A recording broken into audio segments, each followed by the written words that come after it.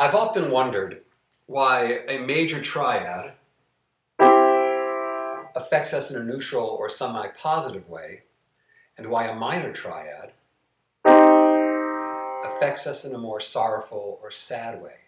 Why we associate happy type songs with major chords, and why we associate sad songs with minor chords. When I was teaching children's classes years and years ago, I figured that would be an opportunity to ask the children how they experience chords without giving them any hint that a major or minor triad would affect them a certain way. So maybe having a group of 10 kids along with their parents, I would play a triad, just something as simple as this, and I would say to them, is that a sad sound or is that a happy sound? And they would listen and they would say, it's happy. And I would say, okay, I'm going to play another sound. Is this a sad sound or a happy sound? Another major triad in a different key. And they would respond the same way. It was a happy sound. And then I would say, and this, is this a happy sound? And right away they would respond that it's a sad sound. I did this over and over again, and the response was as predictable as you could imagine. From time to time, these groups of kids would invite their grandparents, and the grandparents are from every part of the world, from the interiors of Zimbabwe or Nigeria or India or Pakistan. I'd have grandparents visiting, or China. And in as much as those countries, their folk music and their more common music definitely was not our Western scale or our Western type of music, I would do the same kind of test. Sometimes their children would translate for the parents, for the grandparents who were visiting. Same response. They would smile. They would be asked through a translator, does this make them, is this a happy sound or a sad song? And the response was predictable. Even when this type of scale, the Western scale, is not part of their musical culture or musical heritage, they still responded in a predictable manner. Major chords sound positive, minor chords sound negative. So I went back and I explored the overtone series. The overtone series is a system or a theory developed by Pythagoras, which postulates that given a size of a string, let's take a low C. That's called the fundamental tone, the fundamental. Within that string vibrating, it vibrates naturally also halfway across. So the string divides, the string is vibrating all the way across its length, but it's also creating a tone halfway across its length. And that tone, even though we can't hear it very well, almost not at all, is in fact an octave higher. If we take that same string, the same fundamental length, the same fundamental tone string, within that sound, there is also a vibration happening along thirds of its length. A third of its length, you would have this tone. That would be a fifth, an octave and a fifth above. If you take the same string and you cut it into 4 equal spaces, as happens on that fundamental tone, happening through this natural phenomena, the tone is 2 octaves higher. If you cut it into 5 pieces, which happens naturally on the fundamental tone, it is 2 octaves and a third higher. So, theoretically, not even theoretically, now it's a law, a physical law, when you hear one string vibrating, even though we cannot hear it very well, if at all, within that tone are these tones. Fundamental, first overtone, second overtone, third overtone, and the fourth overtone. A major triad. Therefore, a major triad is in fact a natural phenomena. A minor triad is not a natural phenomena based on the vibrating frequencies of a single object.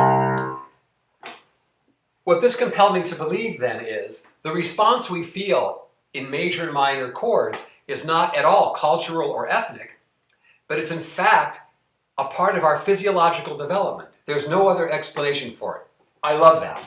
I love that. Because even in cultures that don't use what they call the well-tempered scale, the 12-tone scale, they still experience a major and minor triad in the same manner. Whether it is a root position chord, an inverted chord, or a second inverted chord, still a minor chord will elicit that response.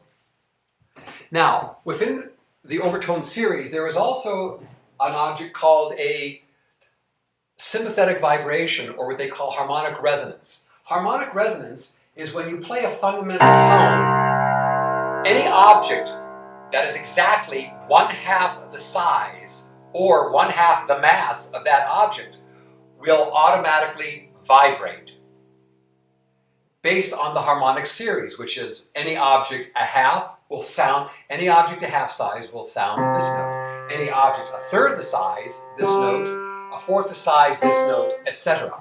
An example is, I'm going to play C2 on the piano. I release the damper, which allows it to vibrate. I'm going to play the fundamental, and you will hear the overtone.